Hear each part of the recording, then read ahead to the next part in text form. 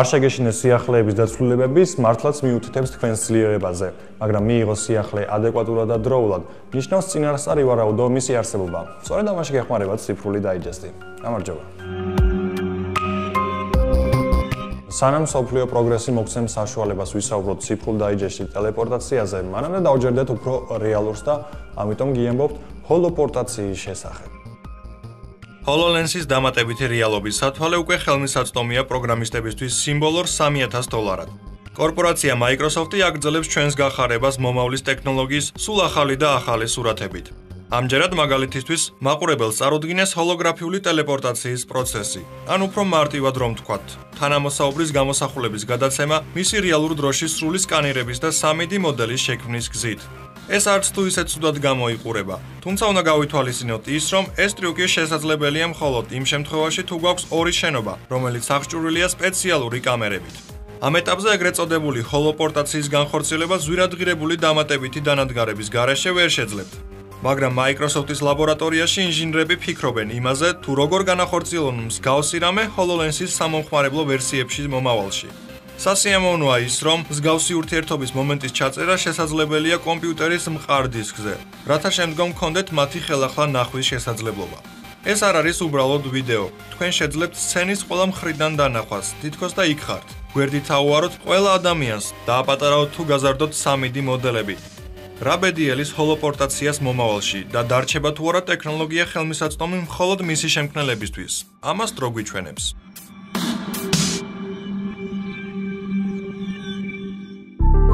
პირველად ისტორიაში AMOLED ტექნოლოგიების წარმოება დაჯდა უფრო იაფი ვიდრე LCD-ს, რამაც შეიძლება რადიკალური ცვლილებები გამოიწვიოს ბაზარზე და რა თქმა უნდა თავად სმარტფონებშიც. ნახოთ. უკვე არაერთი წელია ზოგიერთი ფლაგმანური სმარტფონი LCD პანელების ნაცვლად ტექნოლოგია AMOLED-ს იყენებს. წამყვანი მწარმოებლები აღნიშნავენ, რომ ის არამარტო გამოსახულების ხარისხს აუმჯობესებს, არამედ ასევე მნიშვნელოვნად ზრდის მოწყობილობების ავტონომიური მუშაობის დროს. მაგალითად, კომპანია Samsung-ი AMOLED ტექნოლოგიის ბაზაზე ახდენს თავის მოწყობილობებში Always On Display ფუნქციის ინტეგრირებას. მისი წყალობით ეკრანზე ასახული ზოგიერთი ელემენტი უკვე საერთოდ არ იყენებს ბატარეის ენერგიას.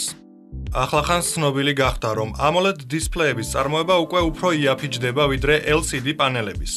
ანალიტიკური კომპანია IHS Technology თავის ბოლო ანგარიშში მიუთითებს, რომ პირველად ისტორიაში 5 დიუმიანი Full HD მოწყობილობებისთვის LTPS LCD უფრო ძვირი დაჯდა ვიდრე AMOLED დისპლეების წარმოება.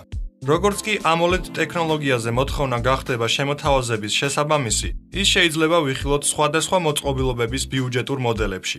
მიუხედავად ამისა, ანალიტიკოსები დარწმუნებულნი არიან, რომ ტექნოლოგიის ღირებულების შემცირება სავარაუდოდ არანაირად არ აისახება ფლაგმანური მოწყობილობების საბოლოო ღირებულების შემცირებაზე, რადგანაც აქ მნიშვნელოვანია ერთდროულად რამდენიმე ფაქტორი. რა თქმა უნდა, ყველაფერი დამოკიდებული იქნება მოწყობილობების საბოლოო მწარმოებლებზე. არსებობს ალბათობა, რომ ბაზრის ყველაზე მსხვილმა მოთამაშეებმა, მაგალითად როგორიცაა Apple, შეიძლება არჩევანი LCD-ს სასარგებლოდ გააკეთონ. ამან თავის მხრივ შეიძლება სერიოზულად შეზღუდოს ის, თუ რამდენად შეიძლება შემცირდეს AMOLED ეკრანების წარმოების ღირებულება.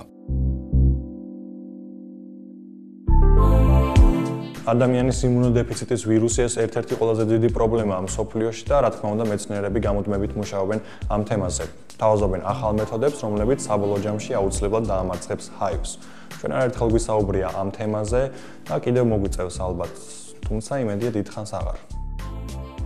ლუის კაცის სამედიცინო სკოლის მეცნიერთა ჯგუფმა, რომლებიც დაკავებულნი არიან გენომის რედაქტირების მეთოდიკით, მიაგნეს ადამიანის იმუნოდეფიციტის ვირუსის უსაფრთხო მოშორების გზას. მათი სამეცნიერო ნაშრომი ახალი პრეპარატის შექმნის პერსპექტივებს ხსნის. პრეპარატი მიმართული იქნება შეძენილი იმუნოდეფიციტის სინდრომის წინააღმდეგ. სპეციალისტები ცდილობენ ვირუსის განდევნას T ლიმფოციტებისგან, მისი რეაქტივაციის გზით, რაც გამოიწვევდა ძლიერ იმუნურ პასუხს ინფიცირებული უჯრედების გასასუფთავებლად, თუმცა ეს კვლევები წარმატებით არ დასრულებულა. ლუის კაცის სამედიცინო სკოლის თანამშრომლებმა Kemal Halilis ხელმძღვანელობით განაცხადეს, რომ მათ მიერ შემოთავაზებული ტექნოლოგია სავარაუდოდ წარმოადგენს ინფიცირებული უჯრედებიდან დავირუსებული DNM-ის წაშლის მეთოდს. შემუშავებული მეთოდი დაფუძნებულია სპეციალური RNM გამტარის ინტეგრირებაზე, რომელიც განსაზღვრავს DNM-ში იმუნური უჯრედების IU მონაკვეთებს. ნუკლეაზის ფერმენტების დახმარებით ეს მონაკვეთები იშლებოდა, ხოლო უჯრედების დნმ-ის ჯაჭვის აღდგენა ხორციელდებოდა რეპარაციის მექანიზმის გზით. მკვლევარებმა ყურადღება გაამახვილეს იმაზე, რომ მათი წინანამუშევრებისგან განსხვავებით, მათ პირველად შეძლეს იმუნური უჯრედების რეინფიცირების მიმართ არარეზისტენტულობის მიღწევა. გარდა ამისა, დამტკიცდა, რომ ექსპერიმენტების ჩატარების შემდეგ T უჯრედები განაგრძობდნენ ნორმალურ ფუნქციონირებას, ზრდას და სიცოცხლის უნარიანობას. სპეციალისტებმა აღნიშნეს, რომ თუ შემდეგი კვლევები დასრულდება წარმატებით, მაშინ ისინი შეძლებენ დღეს არსებული ანტირეტროვირუსული თერაპიის მიდგომის შეცვლას.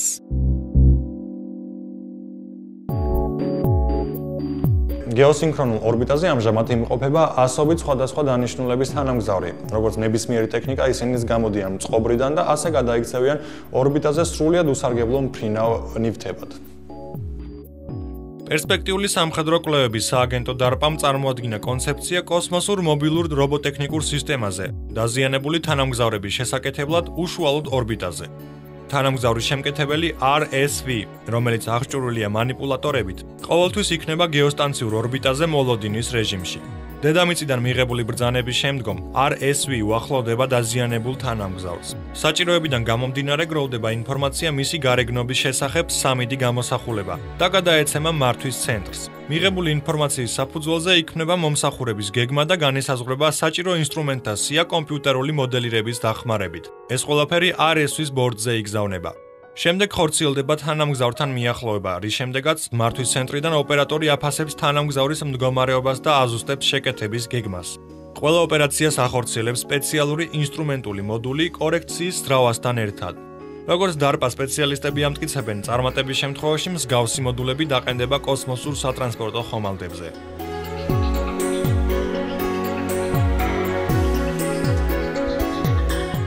დღე, როდესაც კომპიუტერმა დაწერა ამბავი. ეს არის ნაწარმოები, რომელიც შექმნა ხელოვნურმა ინტელექტმა და ეს იმას ნიშნავს, რომ ცოტა ხანში მანქანები შეძლებენ ადამიანთან ასპარეზობას სხვადასხვა შემოქმედებით სფეროშიც.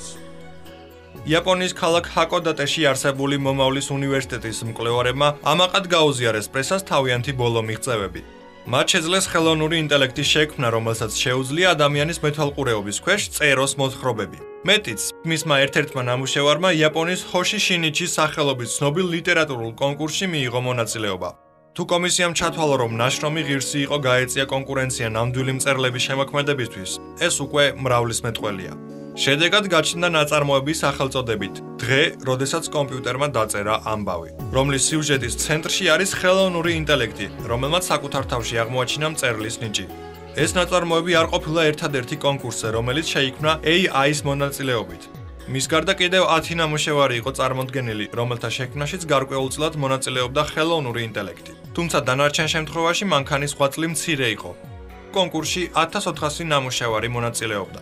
თვით ეს ნაშრომი ვერ გადავიდა მეორე რაუნდში, რადგან ჟიურის ერთ-ერთმა წევრმა ჩათვალა, რომ მოთხრობაში პერსონაჟები არ იყვნენ საკმარისად გახსნილი.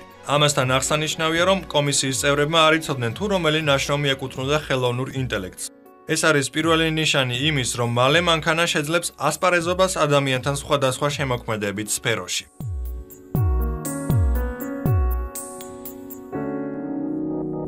ფენშინგუ მიდემოტიმოშიმუ შირემა მოტოდეში. ანუ დატყვით სანახაობით, რომელსაც იაპონელები გვთავაზობენ ვიდეო რგოლში, რომელიც შექმნილია ფარიკაობის პოპულარიზაციისთვის. ფარიკაობა ეს არის ცივი იარაღით ფლობის ურთულესი სისტემა, რომელმაც პრაქტიკული გამოყენების სფეროდან დიდ სპორტში გადაინაცვლა. ფარიკაობა პირველად ოლიმპიურ თამაშებში 1896 წელს შევიდა და დღემდე საერთაშორისო შეჯიბრებების განუყოფელ ნაწილად ითვლება. იაპონურმა შემოქმედებითმა სააგენტო დენსუ ლებმა გადაწყვიტა ხელი შეუწყო სპორტის ამ სახეობის პოპულარიზაციას აზიელ ახალგაზრდობაში, რისთვისაც შექმნა შთამბეჭდავი ვიზუალური ეფექტებით სავსე საოცარი ვიდეო. ვიდეო რგოლმა მიიღო სახელწოდება More Enjoy Fencing. ვიდეო არა მარტო აჩვენებს ამ სპორტის საუკეთესო მხარეებს, არამედ პარალელურად უხსნის მაყურებელს, რა თქმა უნდა იაპონურ ენაზე, ბრძოლის წარმართვის საერთო წესებს, თანამედროვე ფარიკაობის სხვადასხვა ნიუანსებს. იაპონურის არცოდნის შემთხვევაში სანახაობა ნამდვილად შთამბეჭდავია. შესაძლოა სწორედ ასეთი მიდგომა მიიპყრობს იაპონელი ახალგაზრდების ყურადღებას სპორტის ამ სახეობაში. ვინ იცის კიდევ რას გამოიგონებს დენსუ ლები. ბოლოს და ბოლოს სპორტისა და მაღალი ტექნოლოგიების შერწყმა არც ისე ცუდია.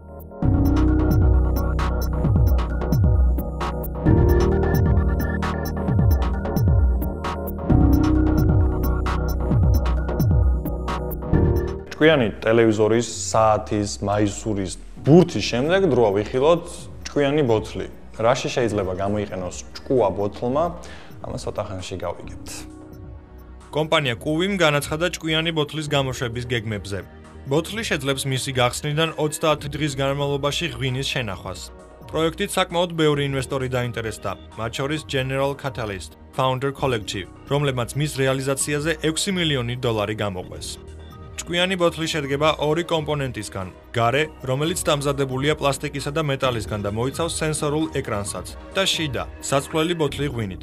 სტანდარტული მოცულობის 750 მილიონი ბოთლი მზადდება პლასმასისგან და შეიცავს ინერტულ აირს, რომელიც ფართოვდება და აჩერებს ბოთლში ჰაერის მოხვედრას მაშინ, როდესაც ავსებთ ღვინის ბოკლებს.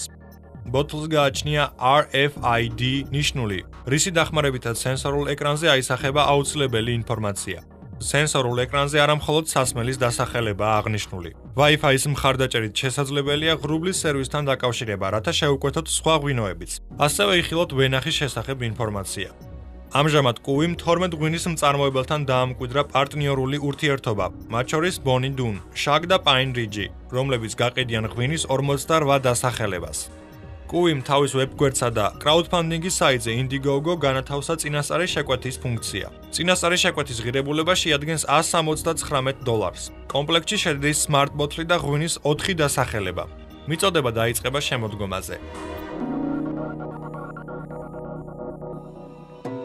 ბევრი ელოდა იმ დღეს, როდესაც ცნობილი გახდებოდა კომპანია Oculus VR-ის ვირტუალური რეალობის ჩაფხუტის გაყიდვების თარიღი. და აი დადგა დრო და ჩვენ უკვე ვიცით, როდის დაიწყება გაჯეტის გაყიდვები და რა იქნება მისი ღირებულება. Oculus Rift-ის გარნიტურის შეძენა შესაძლებელი იქნება უკვე მარტში, ხოლო მისი ღირებულება შეადგენს $599 პლუს ადგილზე მიტანა. 28 მარტი, დღე, როდესაც Oculus Rift-ის გარნიტურა პირველად აღმოჩნდა მომხმარებლის ხელში. სწორედ ამ მომენტში ზოგიერთმა მსხვილმა საცალო-ქსელმა დაიწყო თავის მაღაზიებში გაჯეტის გაყიდვა. ასევე გარნიტურას სრულიად უფასოდ მიიღებენ ისინი, ვინც 2012 წელს მხარი დაუჭირა Oculus Rift-ის პროექტს Kickstarter-ზე. მაშინ ამ ადამიანებმა მიიღეს გარნიტურის ყველაზე პირველი კომპლექტი. ახლა კი ისინი მიიღებენ ჩაფხუტის ყველა პარამეტრით გაუმჯობესებულ ვერსიას ყველანაირი დამატებითი ხარჯების გარეშე. მაშასე, რას მიიღებთ $599-ად?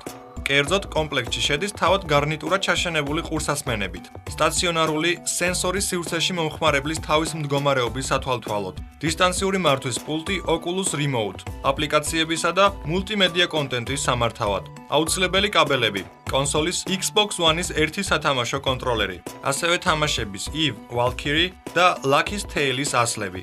ინოვაციურ კონტროლერებს Oculus Touch აგვიანდება გაურკვეველი მიზეზების გამო და მათი გაყიდვა დაიწყება წელს მოგვიანებით. არ დაგავიწყდეთ, რომ გარნიტურის გარდა თქვენ დაგჭირდებათ საკმაოდ მძლავრი კომპიუტერი, რომელსაც შეუძლია რეალურ დროში მაღალი გარჩევადობისა და frame rate-ის გამოსახულების გადმოცემა. წინააღმდეგ შემთხვევაში ვერანაირ ვირტუალურ რეალობას ვერ შეიგრძნობთ. გარნიტურის შემუშავებლების განცხადებით, დღეისთვის კომპიუტერების მხოლოდ 13%-ს გააჩნია ის სიმძლავრე, რომელიც საჭიროა Oculus Rift-ის გამოყენებისთვის. ასე რომ თუ გადაწყვიტეთ შევუერთდეთ VR-ს, მორალურად მოემზადეთ სერიოზული upgrade-ისთვის. შეგახსენებთ, რომ გარნიტურის ნორმალური მუშაობისთვის თქვენ დაგჭირდებათ კომპიუტერი minimum NVIDIA GTX 970, AMD 290-ის დონის ვიდეო ბარათებით. Intel Core i5 4590-ზე არანაკლები პროცესორი, 8 GB ზევით ოპერატიული მეხსიერება, 1 და 3 ვერსიის HDMI გადამყვანი, 3 USB პორტის 3 და 0 ვერსიის და 1 2 და 0 ვერსიის. ასევე 64 ბიტიანი ოპერაციული სისტემა Windows, არანაკლებ მეშვიდე ვერსიისა, Service Pack 1-თან კომპლექტში.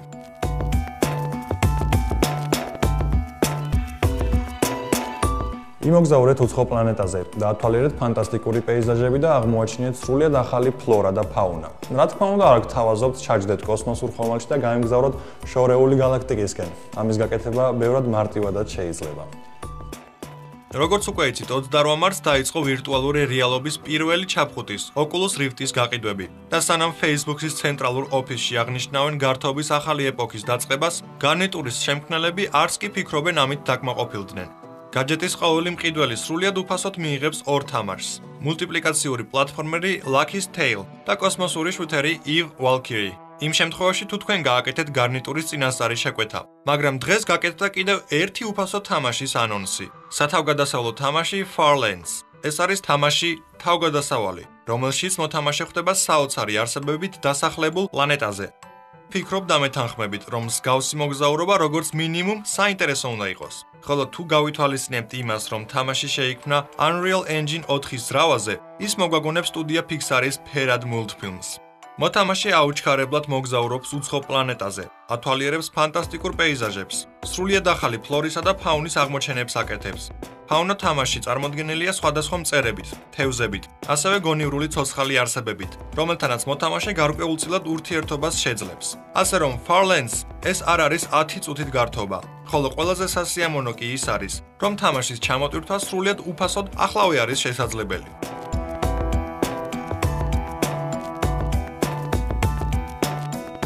Mirror's Edge-ის ნახალი ნაწილი გვთავაზობს კიდევ უფრო საინტერესო სანახაობას.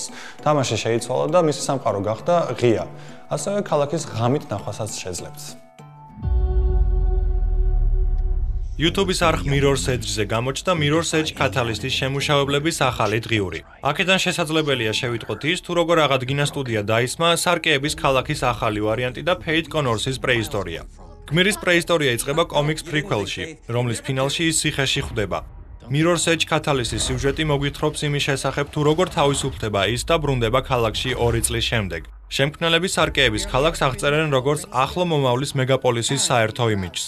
ერთის მხრივ ის გამოიყურება ფანტასტიკურად, ხოლო მეორეს მხრივ მასში საკმარისად არის არქიტექტურული და კულტურული ელემენტები, რომელთა ნახვა დღესაც არის შესაძლებელი.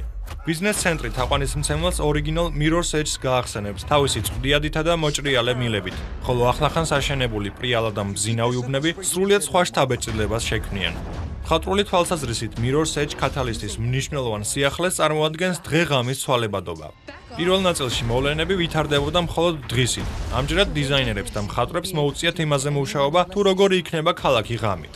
როგორც ავტორები თვლიან, ვიდეო თამაშების სხვა ქალაქებისგან ის განსხვავდება სუფთა სტილისტიკითა და ინდუსტრიული ელეგანტურობით. Fate მოხდება სამი ფრაქციის კონფლიქტის ცენტრში. სამი ფრაქცია და მთავარს კონგლომერატუს, რომელიც წარმოადგენს 13 კორპორაციისგან შემდგარ გაერთიანებას, შეეწინააღმდეგება საპროტესტო მოძრაობა შავი ნოემბერი. მორბენლები კურიერების მოხალისეთა ორგანიზაციაა, რომლებიც ცხოვრობენ სახურავებზე და ასრულებენ სხვადასხვა დავალებებს. ამ დრომდე იკავებდნენ ნეიტრალიტეტს, თუმცა გმირის მიერ პროვოცირებულ მოვლენების შემდეგ მათ მოუწევთ რომელიმე მხარის არჩევა.